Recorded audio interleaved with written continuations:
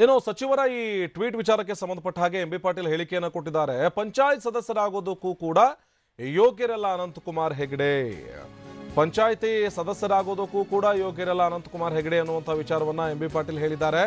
ಇವರಿಗೆ ಈ ಸಂಸತ್ತಿನ ಮೇಲೂ ಕೂಡ ಗೌರವ ಇಲ್ಲ, ಇಂಥ ಸಂವಿಧಾನದ ಮೇಲೂ ಕೂಡ ಗೌರವ ಇಲ್ಲ.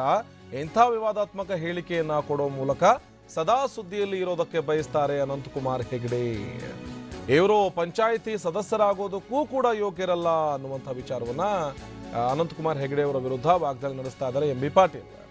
ಮಾತನಾಡಿದಂಥ ಅವರು ಕೋಮು ಸಂಘರ್ಷ ಆರಂಭಿಸೋದಕ್ಕೆ ಈ ರೀತಿಯಾದಂಥ ಹೇಳಿಕೆಯನ್ನ ಕೊಟ್ಟಿದ್ದಾರೆ.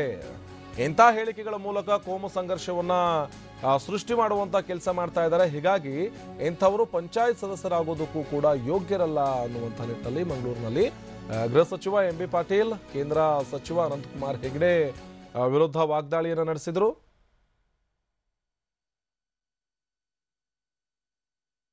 ನೋಡಿ, ಅನಂತಕುಮಾರ್ ಹೆಗಡೆ ಅವ್ರ ಬಗ್ಗೆ ಮಾತನಾಡೋದೇ ತಪ್ಪತ್ತು ಅನ್ನಿಸ್ತದೆ. ಇವತ್ತಿನ ದಿವಸ ಅವರು ಯಾವಾಗಲೂ ಕೂಡ ಇಂಥ ಹೇಳಿಕೆಗಳನ್ನ ಕೊಡ್ಕೊತ ಹೋಗ್ತಾರೆ. ಅವರು ಎಲ್ಲೋ ಒಂದು ಕಡೆ ಈ ಪಾರ್ಲಿಮೆಂಟ್ ಮೆಂಬರು, ನಾವು ಸಂವಿಧಾನ ಇದು ಯಾವುದಕ್ಕೂ ಕೂಡ ಅವ್ರಿಗೆ ಗೌರವ ಇಲ್ಲ. ಸಂವಿಧಾನವನ್ನೇ ಬದಲಾವಣೆ ಮಾಡಬೇಕಂತ ಹೇಳಿದಂಥ ವ್ಯಕ್ತಿ ಅವರು.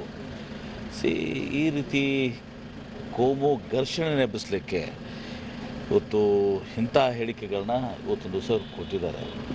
ಯಾವುದೇ ಒಂದು ವಿಚಾರದಲ್ಲಿ ಇವತ್ತೊಂದು ದಿವಸ ಏನಾದರೂ ತಪ್ಪು ತಡೆಗಳು ಇವತ್ತೊಂದು ದಿವಸ ಎಲ್ಲಿಯಾದರೂ ಆದರೆ ಅದಕ್ಕೆ ಇರುವಂಥದ್ದು ಕಾನೂನು ಇದೆ, ಸಂವಿಧಾನ ಇದೆ. ಕಾನೂನು ಪ್ರಕಾರ ಇವತ್ತು ಕ್ರಮ ಕೈಗೊಳ್ತಾರೆ. ಅದೇ ಇದು ಶೋಭೆ ತರುವಂಥದ್ದಲ್ಲ. ಅದಕ್ಕೆ ಇಲ್ಲಿ ಜನರಿಗೆ ನಾನು ಕೇಳ್ಕೊತೀನಿ, ಇವ್ರಿಗೆ ಒಂದು ಸ್ವಲ್ಪ ತಕ್ಕ ಪಾಠ ಈ ಕಡೆ ಕಾರವಾರ ಜನರಿಗೆ ಬರ್ತದೆ. ಈಗ ಚುನಾವಣೆ, ಪಾರ್ಲಿಮೆಂಟ್ ಚುನಾವಣೆ, ಇಂಥವರು ಪಾರ್ಲಿಮೆಂಟ್ನಲ್ಲಿರುವಂಥದ್ದಕ್ಕೆ ಯೋಗ್ಯರಲ್ಲ. ಇಂಥವರು ನಮ್ಮ ಗ್ರಾಮ ಪಂಚಾಯತಿಗೂ ಇರಲಿಕ್ಕೆ ಯೋಗ್ಯರಲ್ಲ ಅವರು.